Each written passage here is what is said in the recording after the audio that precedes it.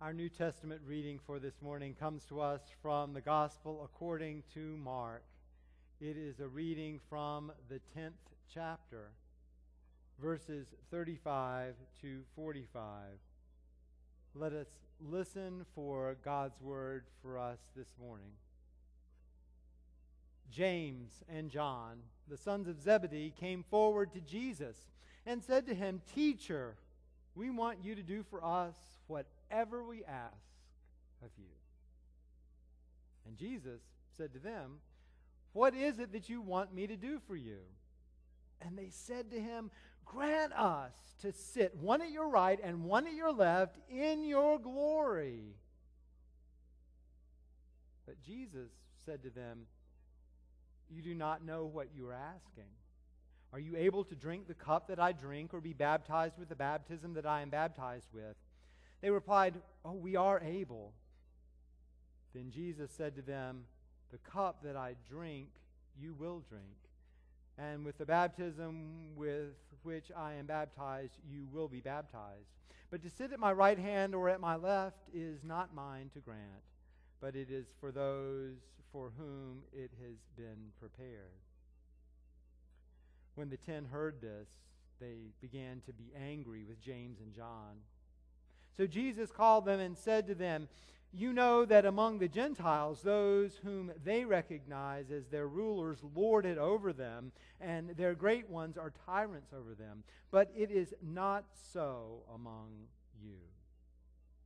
But whoever wishes to become great among you must be your servant. And whoever wishes to be first among you must be slave of all. For the Son of Man came not to be served, but to serve, and to give his life a ransom for many." Friends, here ends our scripture readings for us for this morning. May God add a blessing to our hearing and understanding of God's holy word.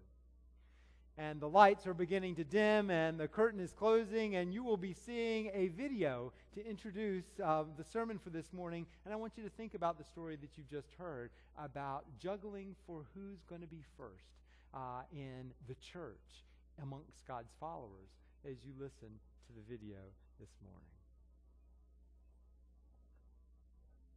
What is church? Is it a building? With some pews, A piano? and stained glass? Or is it something more? 2,000 years ago, the church was born. It wasn't made up of the famous, the rich, or the powerful. It was made up of everyday people who passionately believed in the message of Jesus. It was the beginning of a revolution of love and freedom that would change the world forever. In 369 AD, the church built the first hospital As a place to care for those who cannot care for themselves. Today, the church is the largest single provider of healthcare in history. The church was the first to stand up for the rights of children, creating the first and largest orphanage system in the world. 100 out of the first 110 universities in America were founded as Christian institutions. Places like Harvard, Dartmouth, Yale, And Princeton. much of the world's greatest art architecture, Literature, and music has been shaped by the church. But the impact of the church isn't just ancient history. Today, the church is stronger than ever. And continues to impact every corner of the world. over 300,000 churches in America, and almost 5 million churches around the world stand ready to be instruments of change, to do what governments could never do. Every day, the church brings food and fresh water to millions of people across the world. It has a renewed passion to help widows and orphans And fights to free slaves in every part of the world. It stands ready as a first responder on the scene to provide relief for victims of disaster. The ripple of Jesus' impact can be clearly seen and felt in the church today. and it's made up of people like me and you. Today, you didn't just come to a building. You came to a revolution 2,000 years in the making. The world is facing as much trouble as ever. But we are not afraid. We were created for such a time as this. We will continue to do what we've always done. Proclaim the message of Jesus. To help a world that needs him so desperately. welcome. Welcome. Welcome. Welcome to church.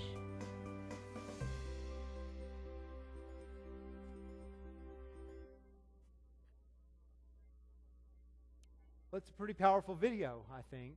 Hope that it makes you feel good about church, or at least better about church. You see, for all the churches, for all of organized religion's faults, and their numbers are legion, the church and organized religion really do have a higher calling, a grander vision. The church works hard to actualize God's kingdom of love, justice, mercy, and peace for all people, not just for some.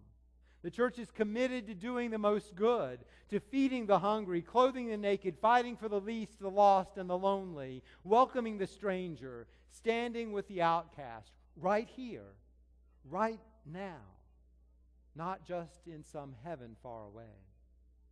The church really is that revolution started by Jesus 2,000 years ago. A revolution not to destroy the world and its cultures and value systems, but to transform them, to turn them upside down, to redeem them, to make the world better and more beautiful for all God's people everywhere. That's the mission of the Church of Jesus Christ. That's the mission of Starmount Presbyterian Church. It's what Christ's followers everywhere are dedicated to, even if they have to die in the trying. So you've made it to church this day, and you're probably thinking like I am, well, wait just a minute here. Hold on. Look, it was all that I could do to get the family up and dressed and to worship today by 10 a.m. Look, I've come here just to keep peace in the family. My spouse dragged me. And there's sort of a lull in sports right now anyway. Look, my parents threatened to take away my allowance if I didn't come. Look, some nice church member invited me and told me that there would be free food and inflatable slides and games after church. Look, teachers, backpacks, and families and students are being blessed. And in this day and age, who doesn't need all the blessings that they can get in their lives? Look, the research shows that people and families who go to church regularly have children who do better in school academically. Their marriages last longer. They live on average 2 years longer. And they are healthier and suffer from less depression. Look, I just came to receive. I didn't come to give. And now you're talking about revolution, about changing our lives and our families and our countries and our world? Well, you get the gist. People come to church for a whole host of reasons. Friendship, community, family pressure, faith, service, and yes, maybe even a little revolution. And more often than not, our motivations are mixed.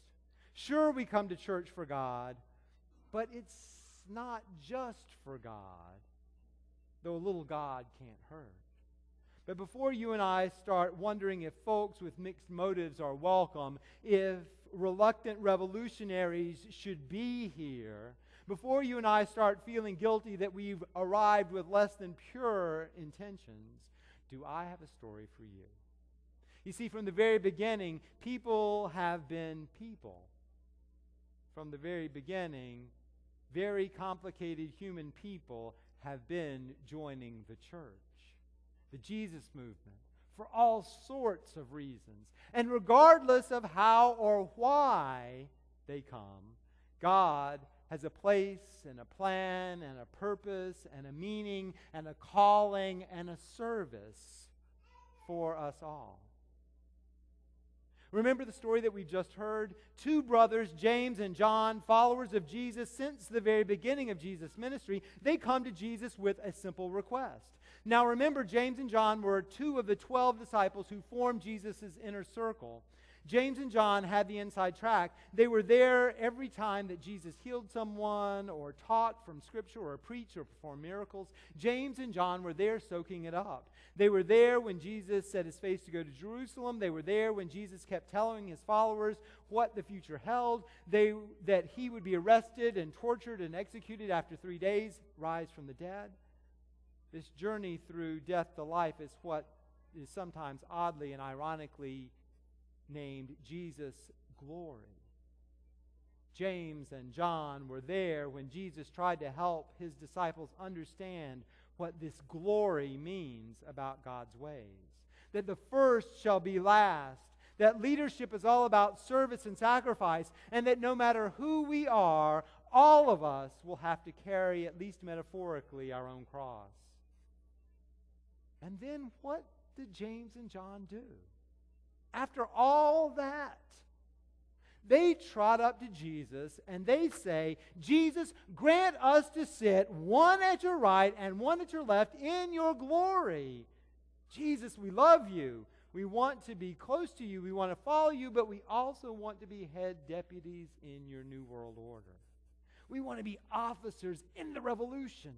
We want to make sure that our kids are well taken care of. We want some kind of measurable recognition and personal benefit for all of our devotion.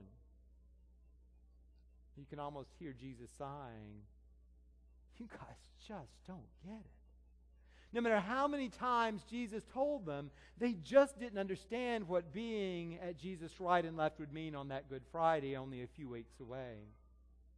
You really have to ask, what were these two doing following Jesus around anyway? What in the world are James and John even doing in church? It's painfully clear that their motivations were not just mixed, their motivations were downright self-serving.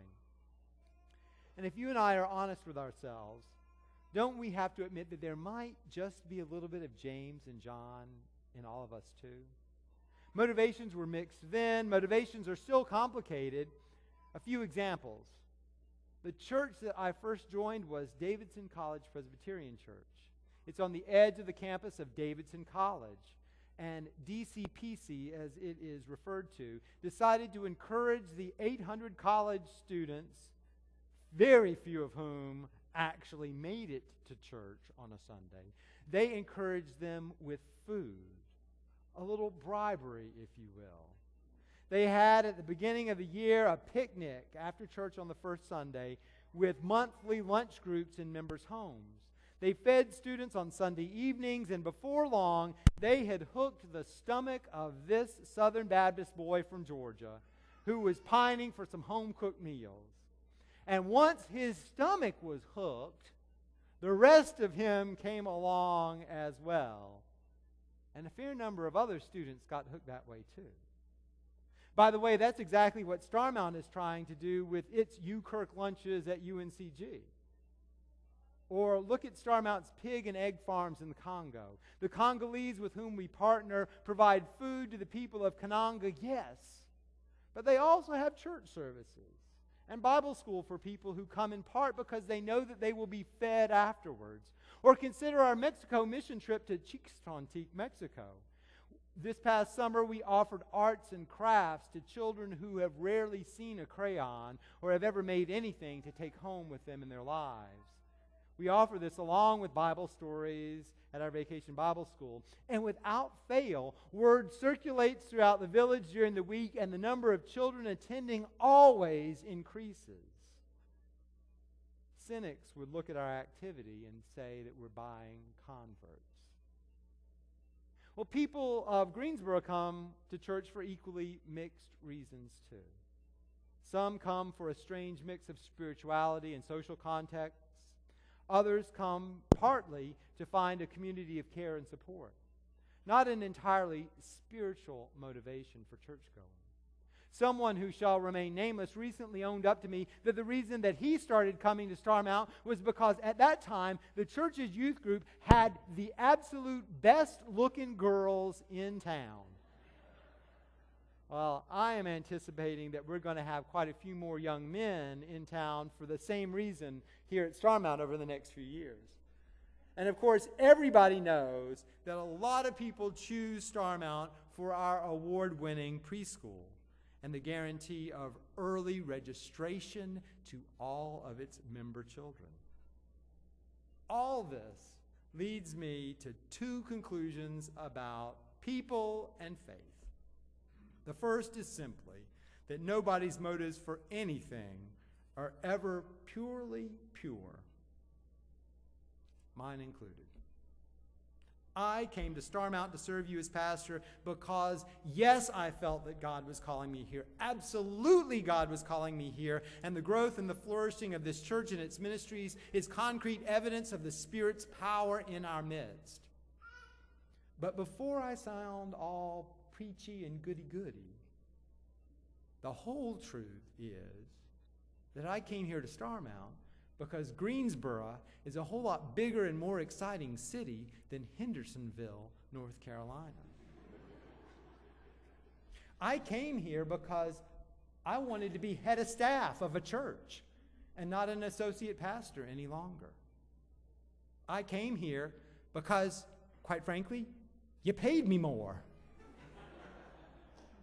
I came here because the church had more youth, the same age as my kids. The church I served in Hendersonville, being a retirement community, looked more like a church that was a floating cruise liner. Everybody out there had gray hair.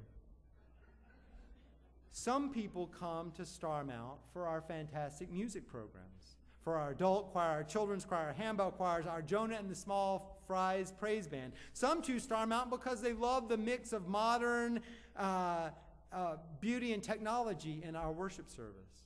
People come to church because they're lonely. People come to church because their kids are starting to act up.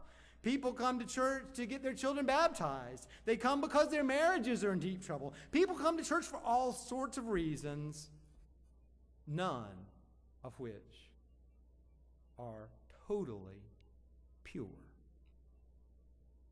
Well, my second conclusion is that God has absolutely no compunction about using whatever it was that got you here in the first place. God is going to use the fact that you're here to change you for the good. C.S. Lewis, author of the Chronicles of Narnia, became a Christian in his midlife. He details this life-changing experience in his book entitled Surprised by Joy. In that book, he makes it clear that he was never motivated to look for God ever in his life. He merely started attending church on a lark. But even though Lewis wasn't looking for God, God found him. Agnostics will talk cheerfully about the search for God, Lewis wrote. To me, they might as well have talked about the mouse's search for the cat. Further in the book, Lewis goes on to complain of God's unapologetic use of what it takes to corner and convict and convert poor skeptics like himself. The truth is that God isn't put off in the least by folks who come to him with mixed motives. Reluctant revolutionaries. People who are wary of drinking the Kool-Aid. And whether they are folks like you or me, or James and John, or C.S. Lewis, God welcomes all folks, all people. And then the miracle of faith occurs.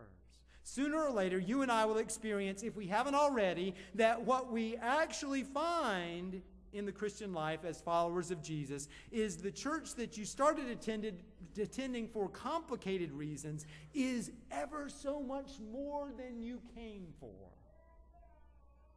That's exactly what happened to James and John, those two self-serving disciples. Today we've heard them boldly asking for cushy jobs. What they actually got, however, was so much more than they actually came for. Both James and John become, after Jesus' death and resurrection, convinced and convincing proclaimers of the story of Jesus. James, the same guy who wanted the nice, cushy job, was so enthusiastic in his life of faith that Herod Antipas put him to death. And the same John who was so desirous for self-advancement became the traveling companion of Peter. John and Peter roamed the eastern Mediterranean with the gospel, telling the story of Jesus to all who would listen. Paul named John the first pillar of the church, and tradition tells us that John finally settled in the Greek city of Ephesus, where he lived faithfully to a ripe old age and wrote some of the most beautiful and faithful books in the New Testament called by his name. James and John may have come to church first for mixed reasons. But my, oh my, where it led them. Well, dear friends, you and I may have come to church for mixed reasons as reluctant revolutionaries too. We may have been pulled through the doors by some encouraging invitation from a friend or for some other motivation altogether. But now that you're here, now that I'm here, now that we're here, we had better watch out. Because the good news is that God doesn't care a hoot about why we're here. God only cares that we are here. That we're here. In the church. In the presence of the living God. And my, oh my, you never know where it might lead. In the name of the Father, and the Son, and the Holy Spirit. Amen.